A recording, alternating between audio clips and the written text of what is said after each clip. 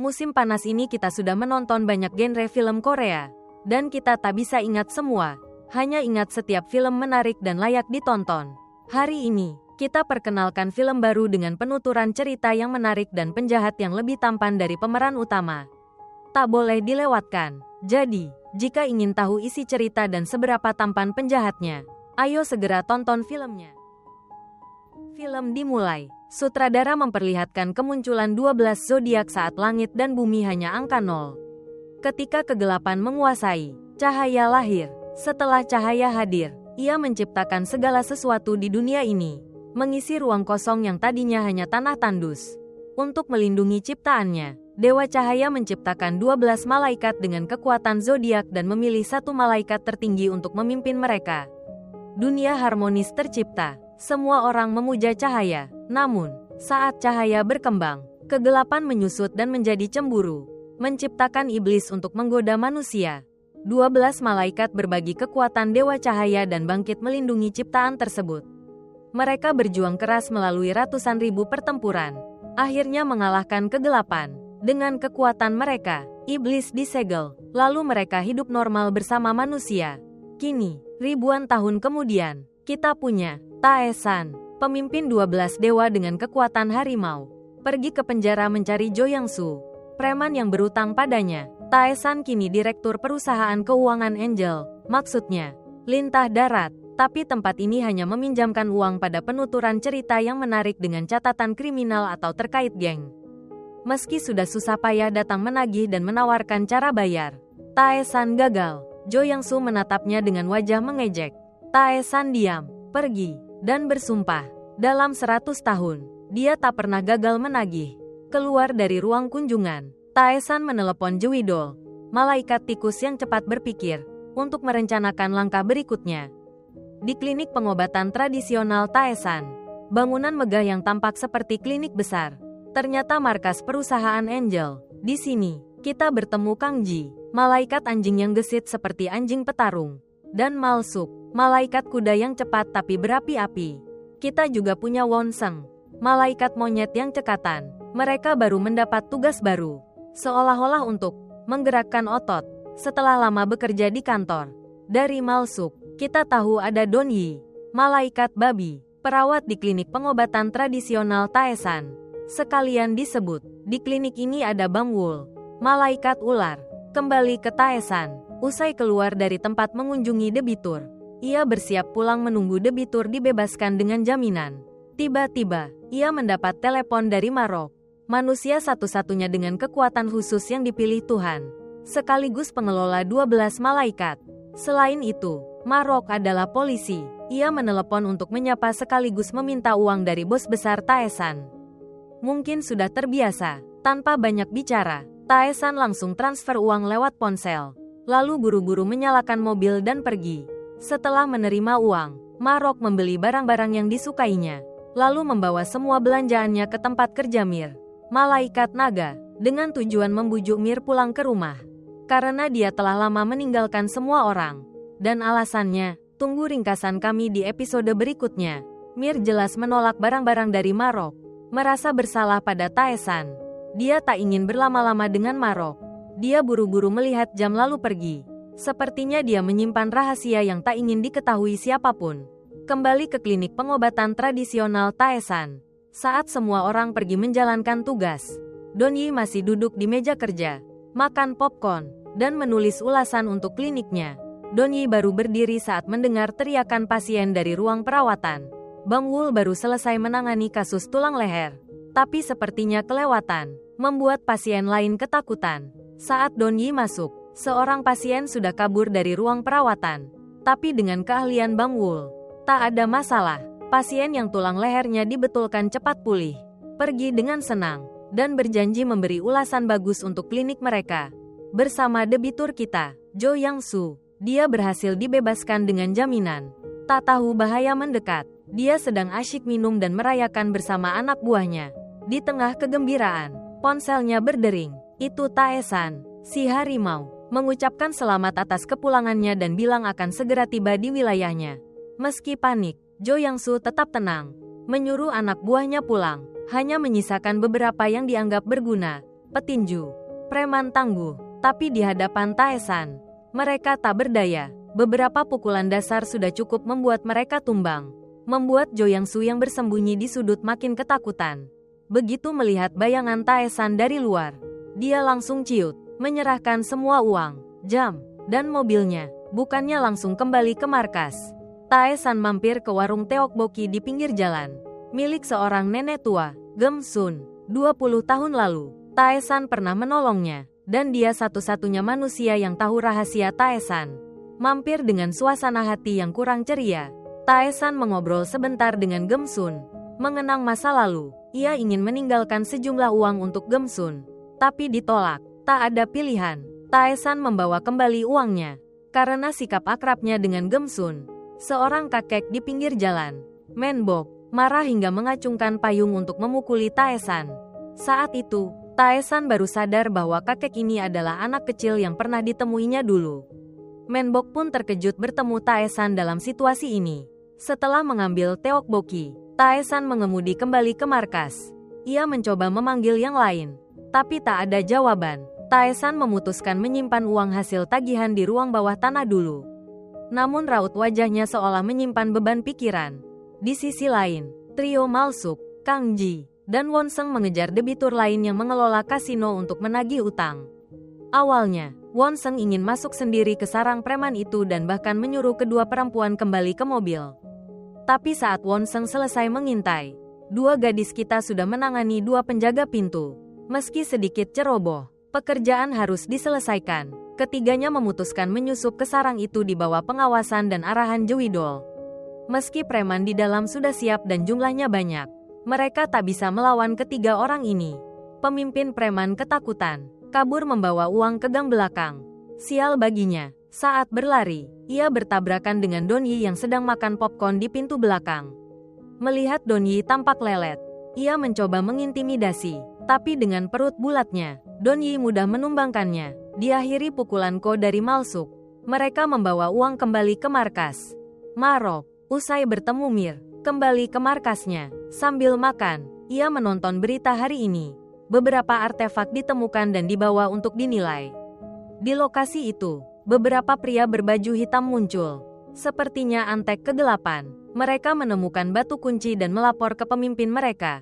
Di akhir episode 1, dengan sisa tenaga, antek itu berhasil membangkitkan Ogui, malaikat iblis, menjanjikan episode baru yang seru.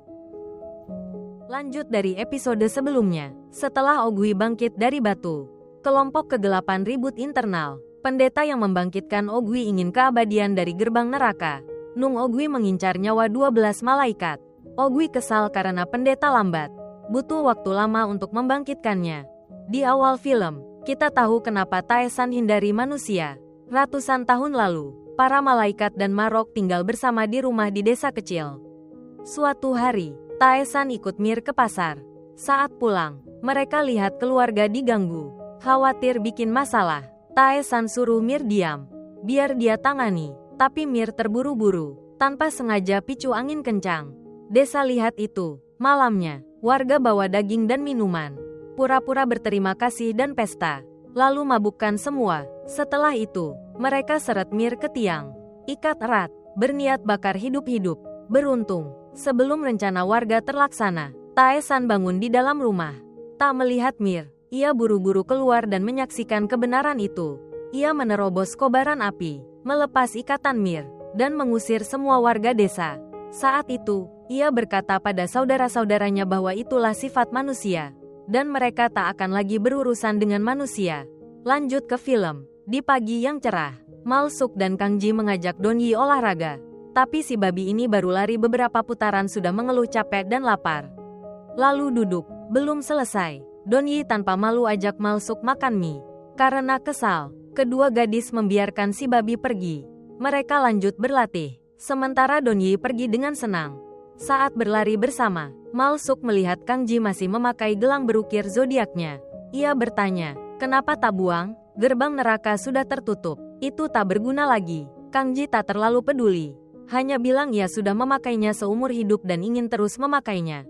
Obrolan terhenti saat mereka, Donyi, dilepas duo gadis. Senang sekali, duduk di depan meja penuh makanan dari toko serba ada, menikmatinya. Tiba-tiba, seekor anjing putih di sebelahnya menggonggong keras ke arah Donyi karena si babi ini tak bisa diam. Malah mendekat dan adu mulut dengan anjing peliharaan itu. Saat suasana memanas, dua gadis muncul, menyeret Donyi pergi. Saat Donyi pergi, Kang Ji tinggal sebentar, mengobrol dengan anjing itu di depan pemiliknya yang ketakutan. Untuk menghindari masalah serupa, pemilik anjing buru-buru membawa peliharaannya pergi dari orang-orang aneh ini. Adegan berikutnya, Ogui menjelajahi dunia yang lama ditinggalkannya, merasakan keberadaan teman lama di sekitar. Tak hanya Ogui, Mir, teman lamanya, juga merasakan hal itu. Ia sengaja berhenti, memandang sekitar lama, tapi tak melihat apapun yang mencurigakan. Malamnya, seluruh kelompok, kecuali si harimau dan si naga, berkumpul di restoran. Merayakan ulang tahun salah satu dari mereka, 2.5 Giai. Alasan mereka tak mengajak Tae-san adalah karena ia tak ingin berurusan dengan manusia lagi.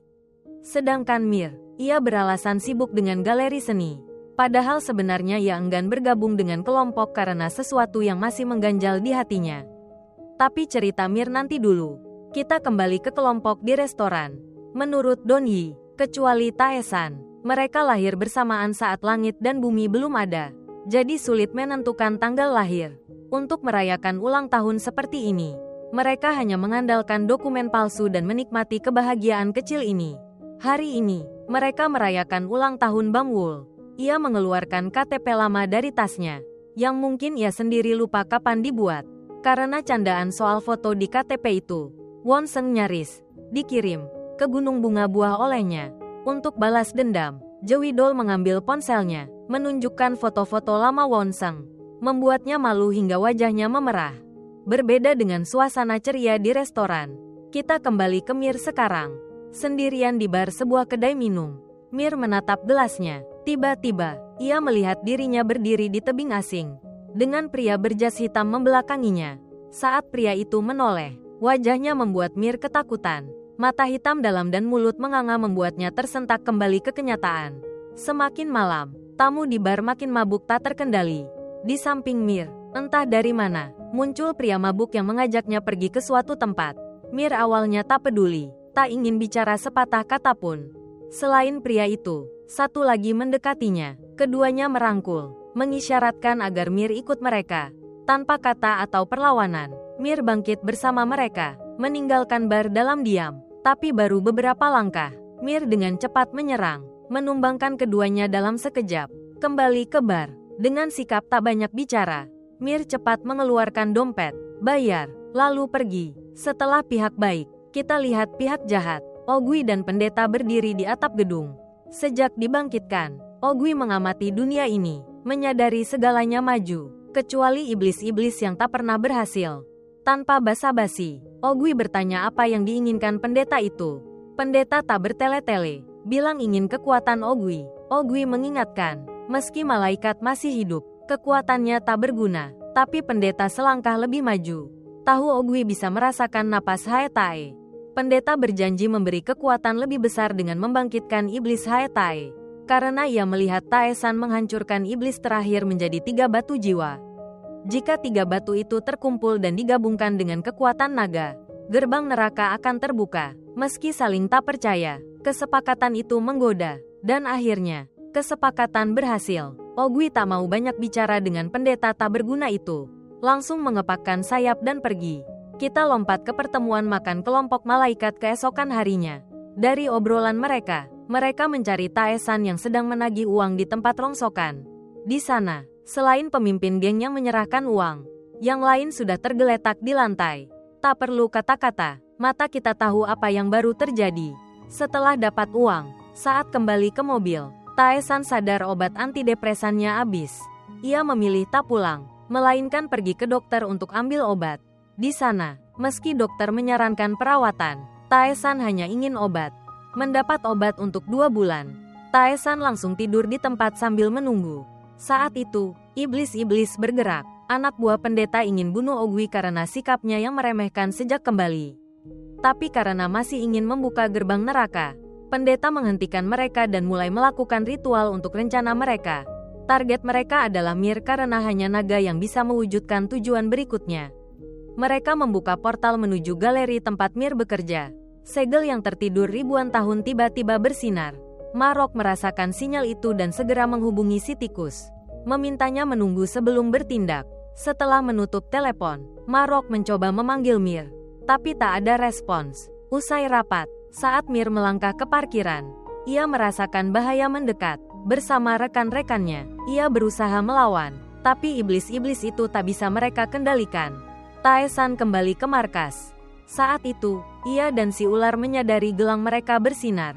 Akhir episode, Marok tiba di lokasi saat Mir dikuasai dan dibawa pergi. Lalu, bagaimana nasib Mir? Apa yang mengganggu pikirannya, dan mengapa mereka mencarinya? Mari kita nantikan episode 3 untuk melihat kelanjutan ceritanya. Terima kasih sudah mengikuti. Jangan lupa like dan tinggalkan komentar di bawah untuk dukung kami ya.